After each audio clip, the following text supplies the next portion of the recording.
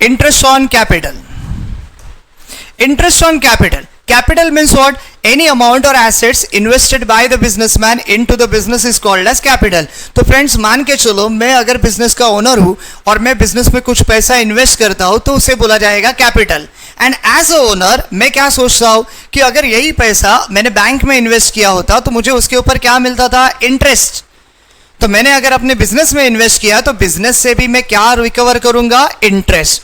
तो ऐसा इंटरेस्ट जो ओनर अपने कैपिटल के ऊपर बिजनेस से रिकवर करता है उसे बोला जाता है इंटरेस्ट ऑन कैपिटल. तो नाउ अभी हमको ओनर के पॉइंट ऑफ व्यू से नहीं सोचना है, हमको बिजनेस के पॉइंट ऑफ व्यू से सोचना है. तो बिजनेस में क्या होता है? ओनर ने कैपिटल इन्वेस्ट किया था, उसके ऊपर का इंटरेस्ट लिया. बिजनेस क्या कर रहा है? बिजनेस इंटरेस्ट ले रहा है या दे रहा है? तो वेरी सिंपल, बिजनेस जो है वो इंटरेस्ट ओनर को दे रहा है. तो हमको बिजनेस का फाइनल अकाउंट बनाना है तो बिजनेस के पॉइंट ऑफ व्यू से सोचना है. और बिजनेस अगर इंटरेस्ट ओनर को दे रहा है तो बिजनेस के लिए वो है लॉस, वो है एक्सपेंसेस. और एक्सपेंसेस एंड लॉसेस कहां पे रिकॉर्ड होते हैं?